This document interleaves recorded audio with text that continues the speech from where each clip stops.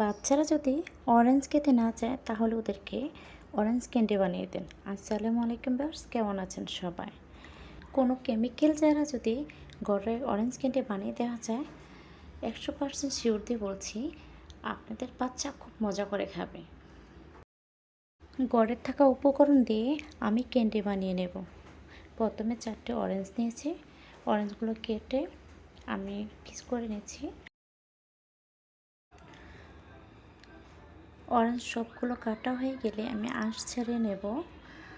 তারপরে একটা মিক্সিং বলে আমি সবগুলো অরেঞ্জ হাত দিয়ে চিপে জুসটা বের করে নেব। সবগুলোর জুস বের করে নিয়েছি। বের করা হয়ে গেলে আবার একটা মিক্সিং বলে আমি জুসটা ভালো করে ছেঁকে নেব। একটা মিক্সিং বলে জুসটা ভালো করে একটা ছাঁকনি দিয়ে ছেঁকে নেব। ছেঁকে নেওয়ার পর আবারও একটা মিক্সিং বোল নিয়ে আমি 2 টেবিল চামচ কর্নফ্লাওয়ার দিয়ে সামান্য একটু জুস দিয়ে মিক্স করে নেব। আগে থেকে চুলায় একটা পাইপ্যান বসিয়ে দিয়েছি। দিয়ে দিচ্ছি অরেঞ্জ জুস, দিয়ে দিচ্ছি হাফ কাপ চিনি, আর যে মিশ্রণটা আমি করে রেখেছিলাম কর্নফ্লাওয়ার দিয়ে সেটা ঢেলে দিচ্ছি। ঢেলে দিয়ে একটা পেঁচালার সাথে অনবরত নাড়তে হবে, যাতে কোনোভাবে কোনো লাঞ্চ না জমে। পেঁচালার দিয়ে 5 মিনিটের মতো নেড়ে চেড়ে একটা ঘনত্ব তৈরি করতে হবে। যদি ঘনত্ব আসে তাহলে দিয়ে দেব 1 টেবিল চামচ ঘি।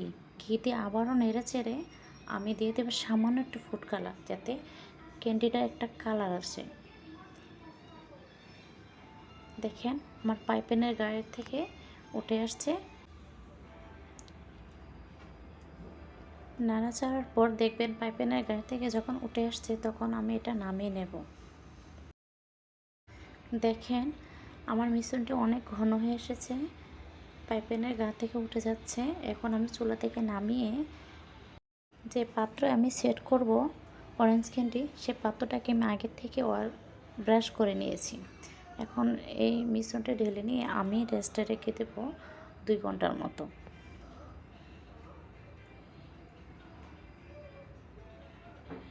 আপনারা চাইলে ফ্রিজেও রাখতে পারেন।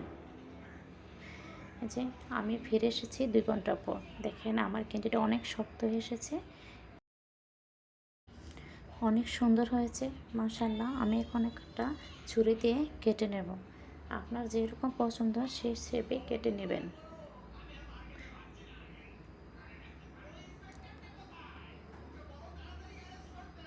তারপর আমি শুকনো কোকোনাটে ভালো করে এটা মিক্স করে নেব, যাতে দেখতে অনেক সুন্দর লাগে। দেখেন কত সুন্দর হয়েছে আমার ক্যান্ডি। আপনাদের যদি ভালো লাগে তাহলে আমার পাশে থাকবেন। আল্লাহ হাফেজ।